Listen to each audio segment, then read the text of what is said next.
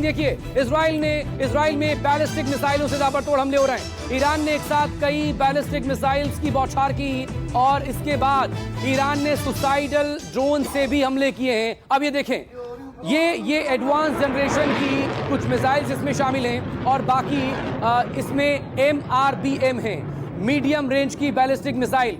और जिस तरह से खबरें आ रही हैं कि कल सेजिल नाम की बैलिस्टिक मिसाइल फायर की गई थी ईरान की तरफ से, क्योंकि उसके आकार को लेकर और खासतौर पर जब वो आगे बढ़ती है और जिस तरह से वो सब चीजें करती हैं अपने टारगेट को हिट करने से पहले जिस तरह की वेव्स निकलती हैं वो दिखा रही हैं। ये देखिए तस्वीरें अब आपके सामने, ये देखिए, ये रशियन न्यूज एजेंसी की तरफ से ये तस्वीरें आई हैं। यहाँ पर इसका वाटर मार्क भी है और ये देखिए बड़ा धमाका, एक्सप्लोजन इसके बाद जो हुआ है ये दरअसल हमला है बैलिस्टिक मिसाइल का, क्योंकि हाइपरसोनिक मिसाइल अब तक यूज कर चुका है।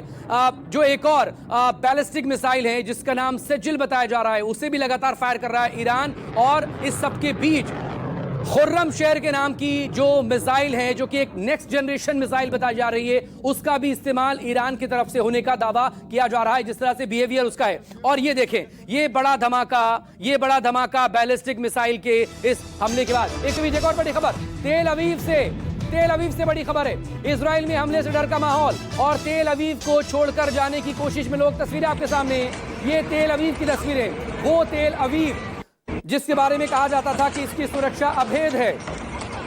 इसकी सुरक्षा इतनी पुख्ता है कि वहां पर इजराइल का आयरन डोम किसी भी हमले को नाकाम कर सकता है।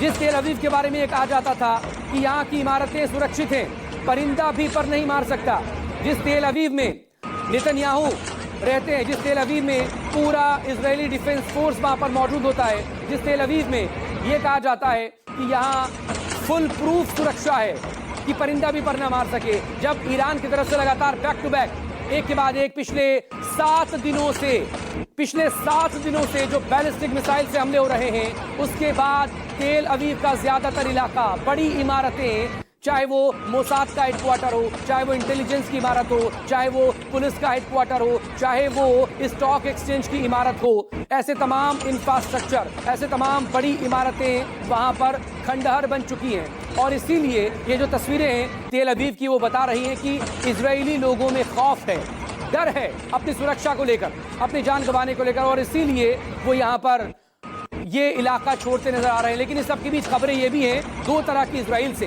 एक ये कि मीडिया सेंसरशिप वहां पर चल रही है लगातार। कल भी इस तरह से एक टर्की CNN के पत्रकार को वहां पर रोका गया था लाइव कवरेज से, जब वो नुकसान वहां पर बता रहा था स्टॉक एक्सचेंज पर जो हमला हुआ था, और साथ ही TRT जो कि तुर्की का एक बड़ा चैनल है। इसके अलावा बाकी और लोगों के लिए भी वहां पर एडवाइजरी है कि क्या दिखा सकते हैं, क्या नहीं दिखा सकते हैं। ये भी बताया जा रहा है कि इजराइल अपने लोगों को बाहर जाने से रोक भी रहा है। इजराइल ईरान जंग पर मुनीर से चर्चा होने की खबरें। बड़ी खबर क्या है, देखिए, वॉर ब्रेकिंग में युद्ध में अमेरिका के आने पर पाक का समर्थन मांगा है बिना शर्त, क्योंकि आपको ये बखूबी पता होगा जिस तरह की ज्योग्राफी है ईरान की। ईरान दरअसल अपनी बॉर्डर शेयर करता है पाकिस्तान से। बड़ी खबर इस वक्त आपके सामने, पाकिस्तान अफगानिस्तान से बॉर्डर शेयर करता है अपनी ईरान, लेकिन अफगानिस्तान में लंबे युद्ध के बाद आखिरकार अमेरिका को हार मानकर अफगानिस्तान को खाली करके तालिबान को हुकूमत सौंपकर वहां पर जाना पड़ा था। अफगानिस्तान तो दोबारा जाने की सोच नहीं पाएगा अमेरिका, अब उसके पास विकल्प बचता है पाकिस्तान का। और पाकिस्तान के आर्मी चीफ आसिम मुनीर को जिस तरह से 2 दिन पहले अमेरिकी राष्ट्रपति डोनाल्ड ट्रंप ने लंच पर इनवाइट किया था, उसको लेकर लगातार तमाम सवाल हो रहे थे कि दरअसल पक क्या रहा है या क्या पकाने की कोशिश कर रहे हैं अमेरिकी राष्ट्रपति डोनाल्ड ट्रंप। इस सबके बीच इजराइल ईरान जंग पर मुनीर से चर्चा होने की खबरें। बड़ी खबर क्या है, देखिए, वॉर ब्रेकिंग में युद्ध में अमेरिका के आने पर पाक का समर्थन मांगा है बिना शर्त, क्योंकि आपको ये बखूबी पता होगा जिस तरह की ज्योग्राफी है ईरान की। ईरान दरअसल अपनी बॉर्डर शेयर करता है पाकिस्तान से। बड़ी खबर इस वक्त आपके सामने, पाकिस्तान अफगानिस्तान से बॉर्डर शेयर करता है अपनी ईरान, लेकिन अफगानिस्तान में लंबे युद्ध के बाद आखिरकार अमेरिका को हार मानकर अफगानिस्तान को खाली करके तालिबान को हुकूमत सौंपकर वहां पर जाना पड़ा था। अफगानिस्तान तो दोबारा जाने की सोच नहीं पाएगा अमेरिका, अब उसके पास विकल्प बचता है पाकिस्तान का। और पाकिस्तान के आर्मी चीफ आसिम मुनीर को जिस तरह से 2 दिन पहले अमेरिकी राष्ट्रपति डोनाल्ड ट्रंप ने लंच पर इनवाइट किया था, उसको लेकर लगातार तमाम सवाल हो रहे थे कि दरअसल पक क्या रहा है या क्या पकाने की कोशिश कर रहे हैं अमेरिकी राष्ट्रपति डोनाल्ड ट्रंप। सब वॉर ब्रेकिंग आपके सामने न्यूज़ 24 पर। क्या है वॉर ब्रेकिंग? इजराइल का ईरान के लविजान पर बड़ा हमला, लविजान के खामनेई में का गुप्त ठिकाना यहां पर हो सकता है और इसीलिए जबरदस्त जहां पर भी ऐसी साइट्स हैं जो कि टारगेट पर हैं, जहां जो जमीन के अंदर फुल प्रूफ बंकर जहां पर बनाए हुए हैं ईरान ने अपने अलग अलग जगहों पर, ऐसे तमाम साइट्स निशाने पर हैं लविजान को लेकर। अब जिस तरह से ईरान की तरफ से बताया जा रहा है कि लविजान को लेकर, जैसा कि ईरान के बारे में आपको बता दें कि यहां पर भी उसने कुछ जमीन के अंदर बंकर्स बना रखे हैं, सेफ बंकर, और ऐसे तमाम वो ठिकाने, चाहे वो इस्फहान में हो, चाहे वो पूर्वी तेहरान में हो, चाहे वो दक्षिणी तेहरान के इलाके में हो, या फिर सबसे ज्यादा उनका जो फुल प्रूफ एक जगह है जिसे फोर्डो न्यूक्लियर प्लांट कहते हैं, वो चूंकि वो तो और करीब 60 मीटर से भी ज्यादा गहराई में पहाड़ के अंदर उन्होंने एक बड़ा सा अपना सेटअप वहां पर कर रखा है ना कि वो एक न्यूक्लियर साइट है। तो ऐसे तमाम जगहें जो बहुत मजबूत फुल प्रूफ उन्होंने हर तरह के हमले से जिसको सुरक्षा दे रखी हो, ऐसी तमाम जगहों में से किसी एक साइट पर खामनेई हो सकते हैं और इजराइल लगातार कह रहा है कि उनके निशाने पर खामनेई ही है, इजराइल के निशाने पर, और इसी को लेकर खामनेई की सुरक्षा के मद्देनजर उन्हें इस वक्त सुरक्षा में रखा हुआ है। एक और बड़ी खबर वॉर ब्रेकिंग आपके सामने। वॉर ब्रेकिंग देखिए क्या है वॉर ब्रेकिंग। तेहरान के उत्तर पूर्व में जबरदस्त बमबारी उत्तर पूर्वी इलाके में रश्त में इजराइल ने एयर स्ट्राइक की है।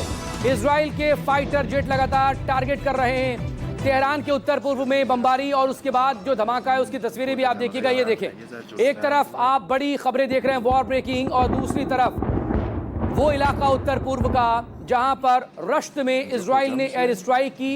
एयर स्ट्राइक होते ही बड़ा धमाका यहां पर होता हुआ नजर आया। ये देखिए, एक शख्स ने बालकनी से अपने घर की छत से पूरा खौफनाक मंजर रिकॉर्ड किया है, वही इस वक्त आपके सामने। पीछे से आप आवाजों को भी सुन सकते हैं। लगातार ये अचानक से एक बड़ा धमाका, बड़ी आवाज, बड़ा एक्सप्लोजन, एक बड़ा विस्फोट, और उसके बाद ये तस्वीरें आपके सामने, ये रश्त की तस्वीरें हैं, ये रश्त की तस्वीरें हैं तेहरान से लगे हुए इलाके की, लेकिन ये उत्तर पूर्व में इलाका है। एक और बड़ी खबर वॉर ब्रेकिंग एक और आपके सामने इस वक्त न्यूज़ 24 पर। क्या है वॉर ब्रेकिंग न्यूज़ 24 पर? इस वक्त आपके सामने इजराइल ईरान जंग पर आज यूएनएससी में मंथन होने जा रहा है। शाम 7:30 बजे युद्ध को लेकर इमरजेंसी मीटिंग यूएनएससी में, यूनाइटेड नेशंस सिक्योरिटी काउंसिल।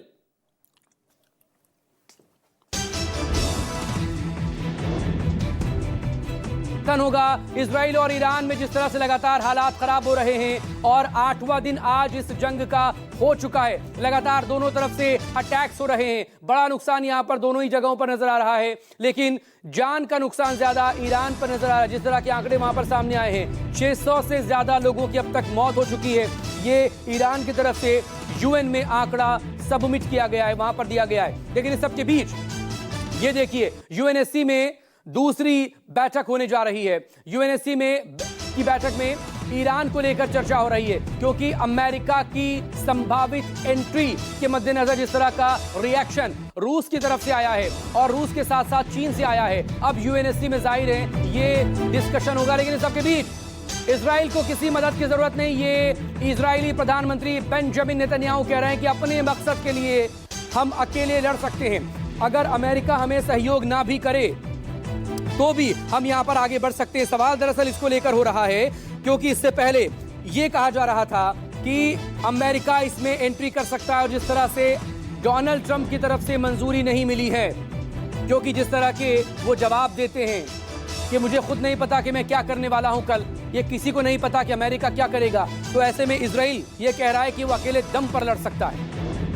को बताते हैं वॉर ब्रेकिंग क्या है, समझिए। इजराइल ने अब्बास जो है उनके विदेश मंत्री, उन पर यहां पर टारगेट करने की कोशिश की थी कुछ दिन पहले, जैसा कि दावा किया जा रहा है। ईरान के विदेश मंत्री के सलाहकार ने ये तमाम डिटेल दी है। अब्बास अरगची कौन है समझिए, ईरान के विदेश मंत्री हैं जो तमाम डिप्लोमैटिक मामलों को डील कर रहे हैं। वो डिप्लोमेसी जो इस वक्त हो रही है न्यूक्लियर वार्ता को लेकर। न्यूक्लियर वार्ता पर सबकी नजरें टिकी हुई हैं क्योंकि लगातार ईरान के ऊपर दबाव बनाया जा रहा है अपने न्यूक्लियर प्रोग्राम को रोकने का। और आज आपको बता दें, आज दरअसल आज जेनेवा में बैठक होने जा रही है। आज जिनेवा में बैठक होने जा रही है और जिनेवा की इस बैठक में दरअसल जर्मन, फ्रांस और ब्रिटेन के और यूरोपियन यूनियन के जो प्रतिनिधि हैं वो शामिल होंगे। और इसी बैठक में शामिल होना है ईरान के विदेश मंत्री अब्बास अरगची को, जो विदेश मंत्री हैं। और एक और वॉर ब्रेकिंग आपके सामने,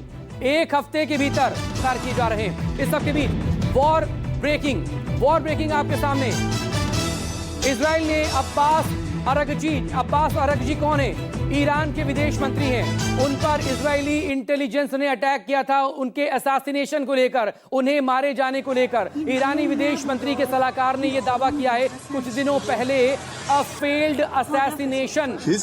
और ये तस्वीरें देखिए, ये वीडियो जिसको लेकर ये दावा किया जा रहा है, हालांकि इसको लेकर अभी आइडेंटिफाई नहीं हो पाया, पुष्टि नहीं हो पाई है कि क्या इसी हमले में अब्बास अरगची ईरान के विदेश मंत्री को मारने की कोशिश हुई थी। लेकिन ये वीडियो दरअसल ईरानी मीडिया के सोर्स की तरफ से सर्कुलेट हो रहा है कि ये एक फेल्ड असैसिनेशन था। इजरायली इंटेलिजेंस मोसाद दरअसल ईरान के विदेश मंत्री को टारगेट कर रही थी, उन्हें मारने की कोशिश कर रही थी ताकि न्यूक्लियर वार्ता को किसी तरह से डिरेल किया जा सके। हालांकि न्यूज़ 24 हमले के इस वीडियो को लेकर पुष्टि नहीं करता है, लेकिन जो सलाहकार हैं विदेश मंत्री के, उनकी तरफ से दावा जरूर यह है कि एक फेल्ड असैसिनेशन अटेम्प्ट हुआ था, इसे फेल हुआ पूरी तरह से। ईरान के विदेश मंत्री टारगेट पर थे। और ये तस्वीरें आप देखिए, ये देखें, एक कार में धमाका हुआ और ये वीडियो दरअसल इसी नाम से दिया जा रहा है, इसी नाम से इसे सर्कुलेट किया जा रहा है कि ईरान के विदेश मंत्री अब्बास अरगची, जो कि इंपॉर्टेंट रोल प्ले कर रहे हैं डिप्लोमेटिक लिहाज से, विदेश मंत्री हैं, तमाम विदेशों के संपर्क में हैं और न्यूक्लियर वेपन्स को लेकर, अपना न्यूक्लियर प्रोग्राम को लेकर वो लगातार डील करने की कोशिश कर रहे हैं। आज भी जेनेवा में उनकी एक अहम मीटिंग होने जा रही है जिसमें फ्रांस के प्रतिनिधि मौजूद होंगे, जिसमें ब्रिटेन के प्रतिनिधि मौजूद होंगे, जिसमें जर्मन के प्रतिनिधि मौजूद होंगे, यूरोपियन यूनियन के मेंबर मौजूद होंगे। और ये देखें, ये जो है मोहम्मद रहबजर की तरफ से ये जो जारी किया गया, विदेश मंत्रालय की तरफ से ये जारी हुआ है लेटर। विदेश मंत्रालय के जो सलाहकार है उनकी तरफ से लेटर जारी हुआ है कि हाँ, इस तरह से एक अटैक यहाँ पर किया गया था। ये देखें, अब्बास अरगची, ये नाम यहाँ पर लिखा हुआ है अरबी में। ये साफ यहाँ पर पढ़ा जा सकता है कि कैसे उनको असैसिनेट करने की कोशिश यहाँ पर की गई थी कुछ दिनों पहले। ये इस लेटर के जरिए समझे जा सकते हैं। और ये दरअसल नाम है अब्बास अरगची का सीधे तौर पर। और अमेरिका ने प्रेस कॉन्फ्रेंस में दावा किया है, बड़ी खबर ये, अमेरिका ने प्रेस कॉन्फ्रेंस में दावा किया जल्द परमाणु हथियार बना सकता है ईरान। ये यूएस की तरफ से दावा किया जा रहा है। यूएस कह रहा है कि एक हफ्ते के भीतर ईरान परमाणु शक्ति बन सकता है। ये अमेरिका ने प्रेस कॉन्फ्रेंस के दौरान दावा किया। व्हाइट हाउस की तरफ से इससे पहले भी बयान आया था। क्या सीधे तौर पर वो शामिल होंगे ईरान पर अटैक करने में? संजीव त्रिवेदी मेरे वरिष्ठ सहयोगी हमारे साथ जुड़ चुके हैं। संजीव, दो अहम सवाल आपसे आज की सुबह में ही। पहला ये कि 2 हफ्ते का वक्त ले रहे हैं अमेरिकी राष्ट्रपति डोनाल्ड ट्रंप के, 2 हफ्ते में फैसला करेंगे, करना क्या है। इस सब के बीच ये बयान भी सामने आया है कि जल्द ही परमाणु हथियार ईरान बना सकता है। संजीव, देखिए, इस बात को समझना पड़ेगा कि आखिरकार इतना ज्यादा हाइप करने के बाद अमेरिकी राष्ट्रपति ने फिलहाल वॉर में नहीं एंटर करने का जो फैसला लिया है, तो उसके पीछे वजह क्या है? आखिर ऐसा क्या है जिसमें कि वो खुद कह रहे थे कि वो संकेतों में ये बात स्पष्ट कर रहे थे कि भाई वो आने वाले हैं और युद्ध में शामिल होने वाले हैं और कुछ भी हो सकता है, और अचानक उन्होंने अपने प्रेस सेक्रेटरी के माध्यम से ये कहवा दिया कि हम 2 सप्ताह अमेरिका वॉर में एंटर नहीं करेगा। बाकी चीजों को तो कहने वो खुद सामने आते हैं। तो ऐसा लगता है कि कोई बैक चैनल नेगोशिएशन है जो इस वक्त काम करता हुआ दिखाई पड़ रहा है। इस बारे में संकेत भी दिया गया है। आज जिस वार्ता की आप बात कर रहे हैं, ये वो एक संकेत हो सकता है जो कि जेनेवा में बातचीत के जरिए इस पूरे मामले को सुलझाने की कोशिश है। हालांकि आप जानते हैं कि ईरान में भी अब ऐसी आवाजें हैं जो कह रही हैं कि दरअसल इस तरह इस वक्त वॉर से पीछे हटने की जरूरत नहीं है। युद्ध में हम इजराइल को कमजोर कर रहे हैं, तो हम कैसे पीछे हट सकते हैं। वहां जो IRGC के एक प्रमुख कमांडर है मोहसिन रजा, उन्होंने ये बात कही है। लेकिन बावजूद इसके ऐसा लग रहा है कि कोई ना कोई बैक चैनल नेगोशिएशन है जो कि चल रहा है। और दूसरी बात यह है कि ये जो तमाम तस्वीरें हम लोगों ने दिखाई है इस वक्त, ये थोड़ी पुरानी हो गई। अभी जो नई बात है वो ये है कि कुछ घंटों से फिलहाल इजराइल और ईरान के आसमान में थोड़ी सी अपेक्षाकृत शांति है, जो पिछले 6-7 दिनों से आपको दिखाई नहीं पड़ रही थी। और अभी महसूस हो रहा है कि दोनों ने अपने फायर पार थोड़े होल्ड किए हैं। इसका अर्थ क्या है? इसका अर्थ ये स्पष्ट है कि कहीं ना कहीं कोई और सोच दिमाग में आ गई है। पर आखिरी में ये बहुत इंपॉर्टेंट बात है कि व्हाइट हाउस ये कह रहा है कि दरअसल बहुत करीब था, वो जस्टिफाई करने की कोशिश कर रहे हैं, बहुत करीब था ईरान परमाणु बम बनाने के, और शायद वो 1 सप्ताह में बना ले। लिहाजा इस वॉर को क्यों हुआ, ये हमला क्यों किया गया? ईरान चूंकि बार बार ये सवाल उठा रहा है कि हमने तो कोई बम बनाया नहीं है, वो बहुत करीब पहुंच चुका था और वो बना लेता अगर हम उसे रोकते नहीं। ये बात कहने की कोशिश भी व्हाइट हाउस लगातार कर रहा है। तो संजीव, क्या इसको इस नजरिए से भी देखें, अमेरिका के स्टेप को, रशिया का जिस तरह से रिएक्शन आया, चीन ने जैसे रिएक्ट किया इसको लेकर, तो उसके बाद क्या इस वजह से हुआ, इस पर जवाब लेंगे आपसे इन वॉर ब्रेकिंग। देखिए, इजराइल में बैलिस्टिक मिसाइल से ताबड़तोड़ हमले हुए, ईरान की तरफ से एक के बाद एक कई बैलिस्टिक मिसाइल दागे गए हैं, ईरान ने सुसाइड ड्रोन से भी हमले किए। और देखें, इस वक्त इजरायली आसमान पर पूरी तरह से इस वक्त ईरान के ड्रोन और बैलिस्टिक मिसाइल्स नजर आ रहे हैं। और डिफेंस सिस्टम जो है इजराइल का, जो कि एक वक्त में बेहद मजबूत माना जाता था, वो पूरी तरह से खत्म होता नजर आ रहा है। और ये तस्वीरें भी दिखा रही हैं कैसे न सिर्फ बैक टू बैक MRBM यानी कि मीडियम रेंज की बैलिस्टिक मिसाइल्स वहां पर जा रही हैं, बल्कि एडवांस नेक्स्ट जनरेशन की मिसाइल से भी अटैक हो रहे हैं। संजीव प्लीज, क्या अमेरिका का रवैया इसलिए नरम पड़ रहा है कि ईरान इस वक्त एज पर नजर आ रहा है, इजराइल पर ताबड़तोड़ हमला कर रहा है, और दूसरी तरफ खुले तौर पर समर्थन अब रशिया का मिल चुका है और चीन का मिल चुका है। रूस तो ये भी कह रहा है कि हमारे जो न्यूक्लियर साइंटिस्ट हैं वो साइट पर मौजूद हैं, लिहाजा इजराइल अटैक करने की हिमाकत ना करे, जुर्रत ना करे। देखिए, युद्ध के वक्त बहुत सी ऐसी बातें भी कही जाती हैं जो कंफ्यूज करने के लिए होती हैं, और जो हकीकत है उससे जरा अलग होती है, अलग होती है। तो क्या ईरान की तरफ से अब जो बयान आ रहा है कि हमारे सारे के सारे जो एनरिच्ड यूरेनियम है वो महफूज है और वो किसी और जगह स्टोर कर दिए गए हैं और हमारे साइंटिस्ट काम पर लगे हुए हैं, ये सच है या फिर कंफ्यूज करने के लिए है? इस पर ज्यूरी आउट है। हो सकता है कि आने वाले दिनों में इस बारे में पता चले, लेकिन ये शक जरूर है कि ईरान इस बात की भी तैयारी जरूर कर रहा होगा कि युद्ध की स्थिति में उसके न्यूक्लियर इंस्टॉलेशंस को अगर अटैक किया जाता है तो उसके पास बैकअप प्लान क्या है। इसी कारण से युद्ध में इस वक्त अमेरिका का उतर जाना, बहुत से लोग ये सलाह दे रहे हैं कि ये बहुत उचित नहीं होगा। और रूस का ये बात कहना कि एक पेंडोरास बॉक्स खोलेगा, आपने सुना होगा, जो कि क्रेमलिन के स्पोक्स पर्सन है वो कह रहे हैं पाब्लो, कि एक पेंडो बहुत सी समस्याओं को जन्म दे सकता है। और शायद वो एक प्रभाव जो ईरान के ऊपर रूस और चीन का है, उसी का असर है कि अब अपने आप को ईरान इस बारे में तैयार कर रहा है कि हमें शांति से इस मामले को हल करना चाहिए। पर शांति किस कॉस्ट पर आएगा, देखने वाली ये बात होगी। ये दबाव ईरान के ऊपर अगर बनता है कि वो इस मामले में पीछे हटे, ये दबाव अगर इजराइल पे बनता है तो वो किस कॉस्ट पर आती है? क्योंकि मूल में बात यह है कि ईरान को न्यूक्लियर देश होने देना है या नहीं होने देना है, और क्या ईरान इस बात को स्वीकार करेगा कि वो अपनी यूरेनियम एनरिचमेंट की जो पूरी प्रोग्राम है, कार्यक्रम है, उसे रोके। ये देखने वाली बात होगी आज जिनेवा की बातचीत। जी, जिनेवा में फ्रांस शामिल हो रहा है, जर्मनी, ब्रिटेन और यूरोपियन यूनियन के मेंबर। तो क्या ये माना जाए कि दरअसल जिस तरह से रवैया उनका आया था इससे पहले, वो चाहते हैं कि ये वॉर यहां पर रुके, आगे और ना जाए, डी एस्केलेट किया जाए इसे, इसकी भी एक कोशिश हो सकती है? प्लीज हम इस पर आपसे जवाब लेंगे।